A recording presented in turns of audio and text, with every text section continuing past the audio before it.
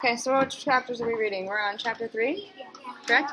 Okay, so tonight on the Titanic, we're reading 3 and 4 today. Only we're going to do it differently because we're going to work on ways to help you guys become stronger readers. So have any of you heard the voice inside your head when you're reading? Have you guys heard the voice inside your head at all? Yeah. What's it usually talk to you about? What's it say? What's it sound like? Do you think you would make it say stuff? So if you close your eyes right now, and I shouldn't hear you, say, I am a good reader. I shouldn't hear you. It's in your head. Think about it. Just think. Can you hear it when you say it? Can you hear it? So we're going to be listening to that voice because when you're reading, whether you hear it or not, you don't really think about it, but it's there. So oftentimes when I read things that maybe confuse me or that I relate to, so if I'm reading a book about a girl who is going to college and she's having a hard time, I might be hearing my voice say, hey, that sounds like what I went through last semester. Do you guys ever have that happen? Or like, you know, or like you hear them talk about a dog and you say, that sounds like my dog. You know, do you hear those? Okay, so when we read today, I'm going to think aloud for you guys. I'm going to tell you what my voice is telling me when I'm reading, and then I'll give you guys a chance to listen to your voice. How's that sound? Yeah. Good? Okay, so chapter 3, SOS. Jack stared at the name of the ship. You know what happened to the Titanic, don't you? He said softly. Annie nodded. It hit an iceberg and sank, she said. But I don't get it. I thought the ship was unsinkable. That's what people thought when the Titanic was built, said Jack, but they were wrong. Suddenly, steam gushed out of the ship's smokestacks. The engines cut off. The Titanic stopped moving. We'd better go home, said Jack. There's nothing we can do here. We'll have to find another lost ship, a safer one. No, we have to stay and help, said Annie. We can escape in the treehouse anytime we want. But what can we do, said Jack. This ship's going to sink no matter what. We can't change history, and we can't take anyone into our time with us. Yeah, but maybe there's some way that we can help, said Annie. How, said Jack. I don't know, said Annie. Let's look around. So right now, my voice is asking, what could they do? It's asking, if they can't take them back and they can't change history, what are they going to do? So to show that I was thinking this, I'm going to use my sticky notes, and I'm going to ask, what could they do? Miss Schroeder, can I borrow your pen? Mine's been in my car all day. Thank you. So I'm going to write, what could they do? And so because I was thinking that, I'm going to put it right here on this page. So when I go back in my reading, I don't have to reread the whole page. I can go back and I see it and I go, oh, that's what I was thinking. They were trying to help people. And it saves me time so I can see what I was thinking without having to reread it. Okay. Holding Teddy, she disappeared, down a small stairway. Jack followed her into a lower level. Annie put Teddy down on the deck. The dog sniffed the chunks of ice that had fallen off the iceberg. The ship seemed strangely empty. Where is everyone? Annie asked. Maybe they're still asleep, said Jack. They probably don't know that the ship has hit something. Annie and Jack started toward the front of the Titanic. Come on, Teddy, said Annie. The little dog scampered after them. They passed around windows of different rooms on the ship. Jack looked through them as they went by. He saw exercise bikes and rowing machines in one room. In another, there was palm trees, bamboo chairs, and tables. Next, they passed a library filled with books. This ship is like a town, said Jack. Near the end of the deck, they peeked through another round window. Inside a little room, a man was wearing earphones. Jack heard the clicking noise as a man tapped a lever on a black box. What's he doing? Whispered Annie. Jack shrugged. Another man stood nearby. He had a white beard and wore a fancy uniform. Send the international call for help, he ordered the man with headphones. Tell all the ships close by to come at once. We're sinking. Yes, Captain, said the man. What was that ticking? I've never heard of that. So I'm thinking, maybe it's something that I could look up later, but so I remember to look it up, I'm going to make a note. So what was that ticking? This way I can ask a friend later or I can look it up after I'm done reading. And I know exactly where to reread when I find out. So I'll put it there. So it says, what was that ticking? Great, they're calling for help, Annie whispered. Jack shook his head. I don't think help will come, he said. He shined his flashlight on the book and found a picture of the radio operator. He quietly read to Annie. After the Titanic hit the iceberg at 11:40 p.m., the ship's radio operator sent out an SOS. An SOS is an international distress signal in Morse code. Unfortunately, the ship near the Titanic had turned off its radio for the night. All the other ships who received the message were too far away to help.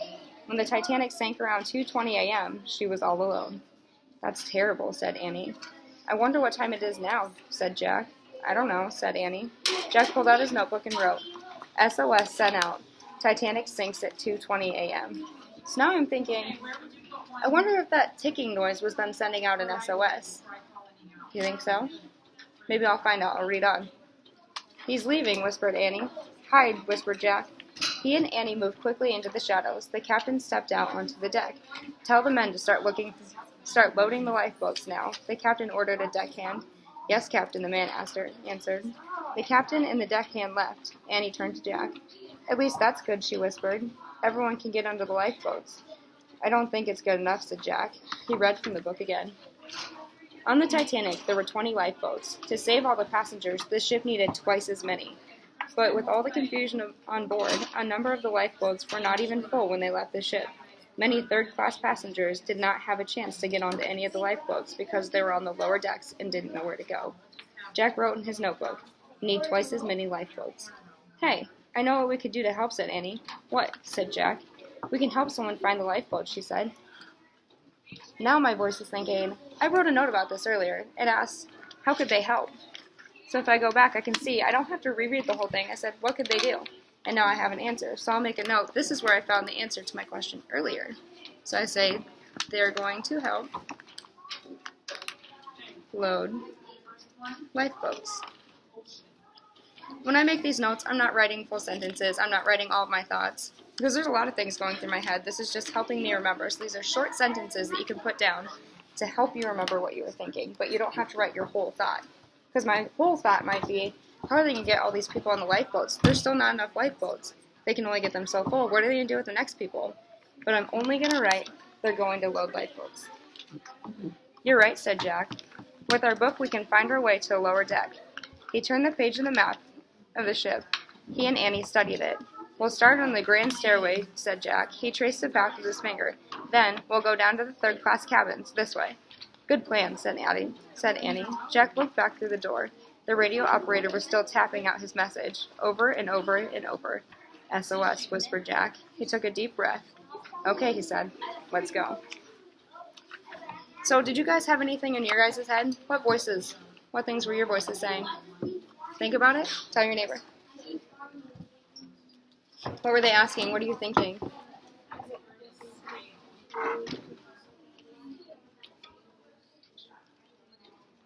Did they say something about how you were feeling? Did you think, like, if you were them, you would be scared? Would you be brave? Do you think you would have just went back to the treehouse?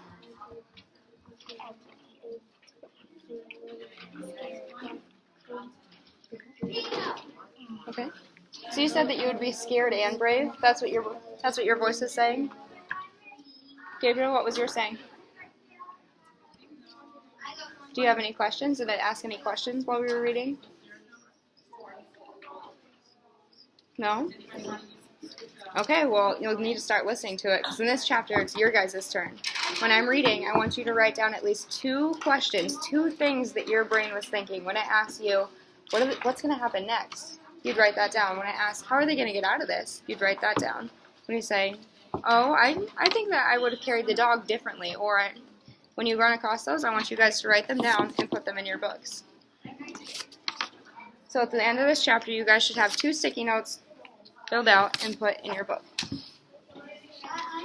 you guys have any questions? Of what you're doing? You're listening to your voice while I read, and when I ask a question, I want you to jot it down and put it on the page that we're reading, so that when you go back, you can revisit it and look at your reading. You can look at your thinking that you had. Sound good? Okay. And if I'm reading too fast for you guys to make notes, just let me know and I'll wait, okay? Are you ready? Chapter 4. Put on your life belts. Jack and Annie slipped through a door and off the boat deck. Teddy was at their heels. Wow, breathed Annie. Arf, arf, Teddy barked. They were at the top of the empty grand stairway. It was beautiful. It was made of dark, glossy wood. A huge dome with lights hung above it. At the top of the stairs was a fancy clock. The hands of the clock were at 12:20. Oh man, it's 20 minutes after midnight, said Jack. The ship's going down in 2 hours. They hurried down the carpeted steps and into the first-class hallway. Teddy followed along. Jack looked at the map in the book. These are the starter rooms, he said. This hall will take us to the third-class open deck. Hey, look, said Annie. The floor's slanting down. Jack caught his breath. She was right. That means the front of the ship is already sinking, he said. Just then, a man in a white uniform came down the hall. He knocked on the doors. Put on your life belts at once and come up to the boat deck, he called. Men and women stumbled out of their rooms, and they wore elegant robes made of shiny cloth and velvet. What's going on? A woman asked. There's been a little accident, the man in uniform said cheerfully. Oh, how silly, said the woman. It's not silly, said Annie. Do what he says. Arf, arf, Teddy barked as he agreed with Annie. Shh, Teddy, said Jack. He picked up the little dog, then he and Annie hurried down the hall. They crossed up the third-class open deck, where more people were standing. These people were not dressed in fancy clothes. They mostly wore plain, dark coats. They didn't seem worried either. They were all joking and laughing. Jack and Annie slipped through the crowd. They went into a big smoky room. 4 men were playing cards. A woman played the piano. A young couple danced to the music. Put on your lifebelts and go up to the boat deck, Annie shouted. The people looked at Annie in surprise. The card player smiled at her. She opened her mouth to yell again, but Jack pulled out the door. Come on, he said. We have to get down to the third-class cabins before it's too late. They hurried down another hall. Then they climbed down another stairway. Jack carried Teddy the whole way. So I'll give you guys a chance so far. Give you a little break. Think about what you're asking. What are you thinking about?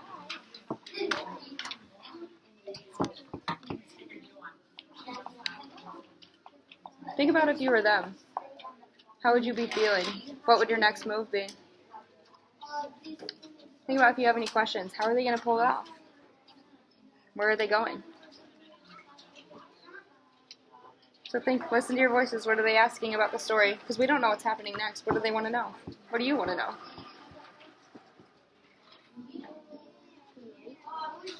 Yeah, right.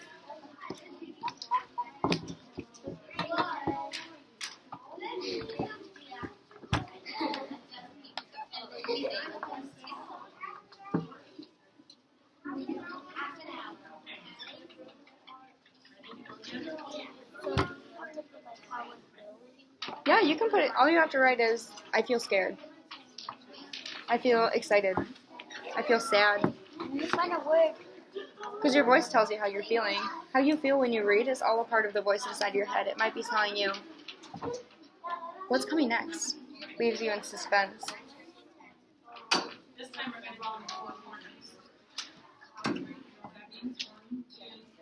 My voice wants to know, are those 4 people who didn't take them seriously, will they get out?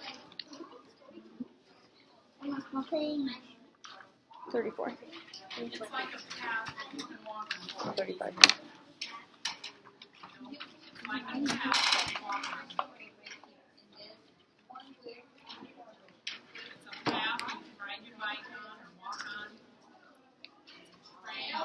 You want more time? You only need to do one right now.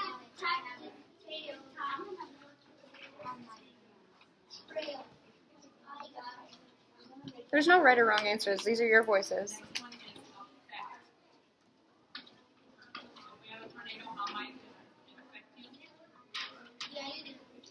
So if you were Annie right now, how would you be feeling? Do we all have something?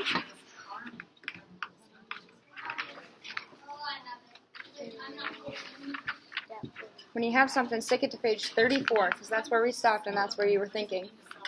Good?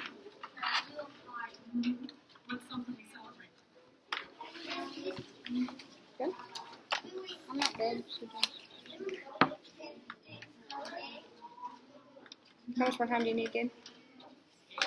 But 1 minute. 1 minute? No. 30 seconds. Yeah.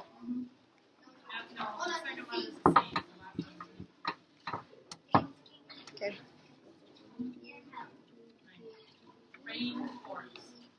I'm going to read slowly while you finish up there, Gabe. At the bottom of the stairs, they rounded a corner, and they both gasped. The floor really was slanting here, and the water sloshed at the end of the hallway. The Titanic is sinking, said Jack. But no one understands, said Annie. I know, said Jack. It made him feel terribly sad. Teddy whined. Jack buried his face in the little dog's fur. Come on, said Annie. She began banging on the cabin doors. The doors swung open. The cabins were all empty. The people from this hallway must be the ones up near the lounge, said Jack. Maybe we should go down to the lower deck. He started to walk back to the stairs, but Teddy began barking furiously. What's wrong with him? Said Jack. I don't know, said Annie. Suddenly the dog leaped out of Jack's arm, and he charged down the hall. He was running straight toward the water. Watch out, cried Jack. He and Annie ran after Teddy. The dog began barking at a closed door. The door opened, and a very small boy peeked out.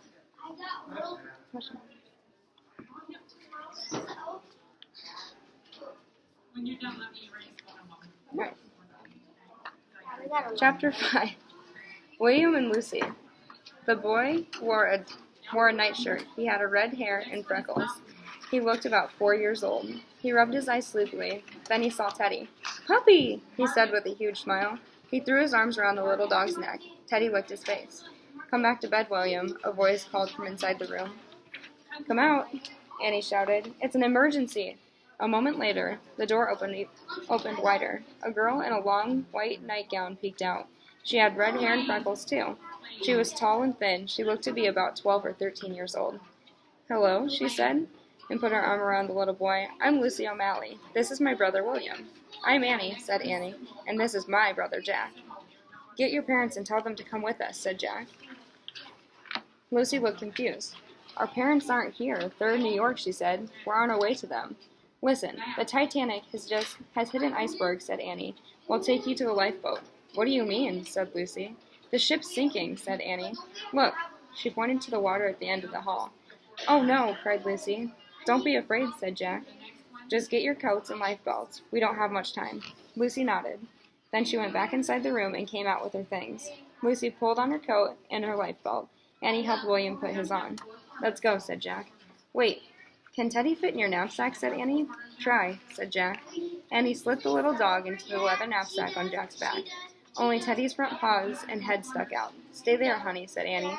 She had kissed Teddy on the nose. Jack didn't feel any extra weight in his knapsack. The little dog felt light as air. Wait, I forgot something, said Lucy. We don't have time, started Jack, but Lucy rushed back into the room. Hurry, shouted Annie. When Lucy came out, Jack saw her slip something into her coat pocket. Then she grabbed William's hand. My voice is asking, I wonder what she put in her pocket. Me too? Ready? Said Jack. Suddenly, he felt freezing water brush against his shoes. He looked down. The green seawater was slowly moving down the hall. Arf, arf, barked Teddy from Jack's pack. Run, cried Annie. So after that, what are you guys thinking? What do you want to know? What are your voices asking you?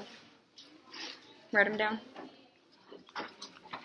On our second sticky note. Yep, on your second sticky note. Your first sticky note should be on page 34. Because remember, we use them to go back. That way I can go back and see what I was thinking when I was reading.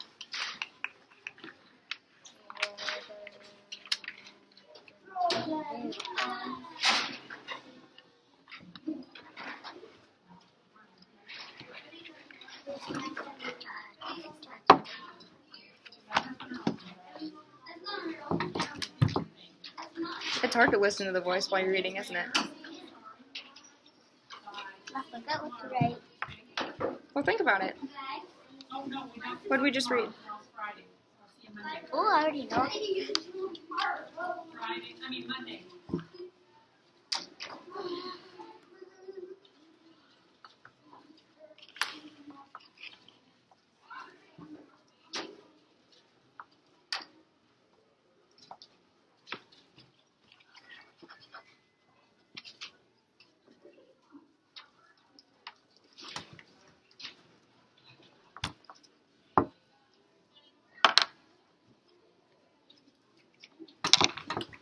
When you got it, stick it right there on the page so you can go back and look at your thinking later.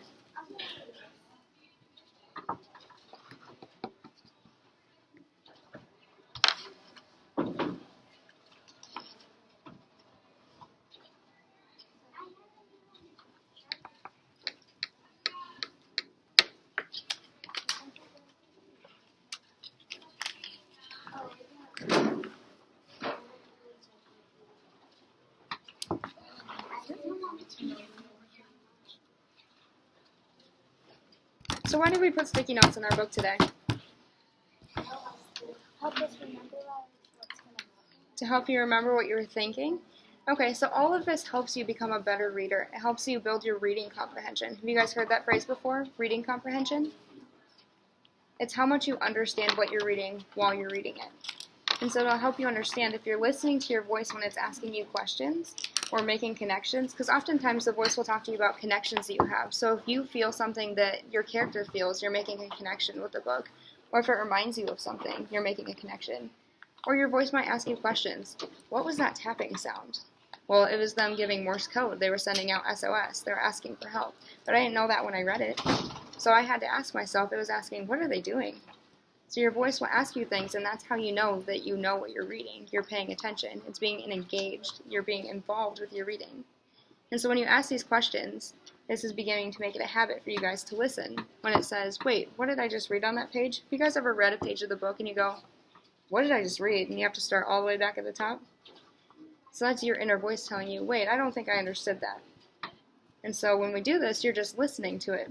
And you always listen to it, you just don't know you are. So what were some of the things that your voices were saying today? I heard you have a good one. What was your first one?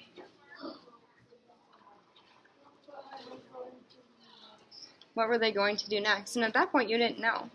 So now you can look back. You can answer that question now because you left your thoughts.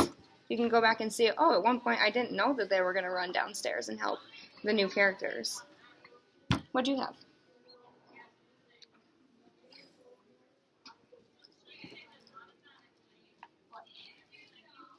You can look.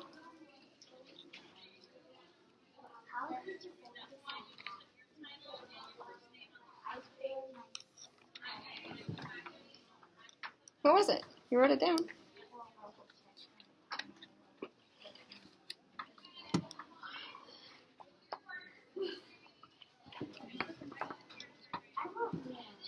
So at that point, you felt scared. Were you thinking about if you were Annie?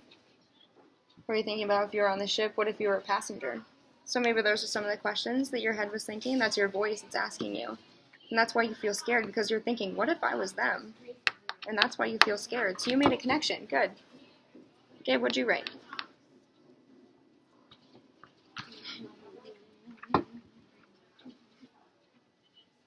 I will listen to the